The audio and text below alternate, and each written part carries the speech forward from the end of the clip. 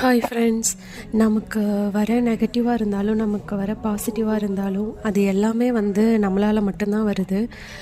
நமக்கு நல்ல விஷயம் நடந்தாலும் அதுக்கு நம்ம எடுக்கிற டிசிஷன்ஸ் தான் காரணம். அதே மாதிரி கெட்ட விஷயம் நடந்தாலும் அதுக்கு நம்ம எடுக்கிற முடிவுகள் தான் காரணம். ஸோ அதனால் நமக்கு நல்லது நடக்கும்போது மட்டும் ரொம்ப சந்தோஷமாக ஏற்றுக்கிறோம். அதே மாதிரி நமக்கு கெட்டது நடக்கும்போது ஏன் நம்மளோட லைஃப்பில் மட்டும் எல்லோரும் நல்லா இருக்கிறாங்க, ஏன் எனக்கு மட்டும் கடவுள் கஷ்டத்தையே கொடுத்துட்ருக்குறாரு அப்படின்னு யாருமே யோசிக்காதீங்க. சிலவங்கெல்லாம் சொல்லுவாங்கள்ல, பொறி விற்க போனால் காற்று பொரியெல்லாம் பறந்துடுது, உப்பு விற்க போனால் மழை கரைஞ்சிருது, அந்த மாதிரிலாம் ஃபீல் பண்ணுவாங்க. ஸோ அந்த மாதிரிலாம் யோசிக்காமல் எல்லாமே, அது நெகட்டிவாக இருந்தாலும் சரி பாசிட்டிவாக இருந்தாலுமே சரி, அது நம்மளால் மட்டும்தான் வருது.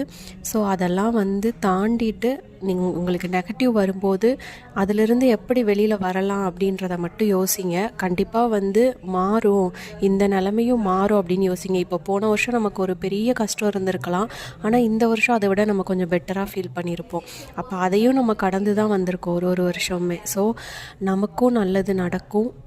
நம்ம எடுக்கிற டிசிஷனில் தான் இருக்குது. ஏதாவது நெகட்டிவ் நடந்தாலும் அதுக்கு நம்ம தான் காரணம். ஸோ நம்மளால் உருவான நெகட்டிவை நம்மளாலே பாசிட்டிவாக மாற்ற முடியும் அப்படின்னு சொல்லிட்டு யோசித்துட்டு எல்லாருமே பாசிட்டிவாக திங்க் பண்ணுங்கள். யாருமே நெகட்டிவாக திங்க் பண்ணாதீங்க.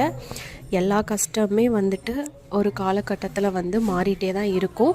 அதை மாற்றக்கூடிய சக்தி நம்மக்கிட்ட இருக்குது. ஸோ யாருமே மனசை தளர விடாமல், எவ்வளோ பெரிய கஷ்டம் வந்தாலும் விழுந்துட்டே இருந்தால் கூட அடுத்து எந்திரிச்சிட்டே இருங்க. விழுந்துட்டே இருக்கிறமேன்னு சொல்லிட்டு அப்படி விழுந்து அழுதுகிட்டே இருக்காதீங்க.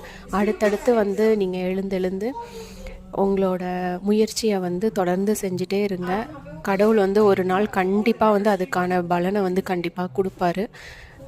ஸோ நல்லதை மட்டுமே யோசிங்க, கெட்டதை யோசிக்கவே யோசிக்காதீங்க.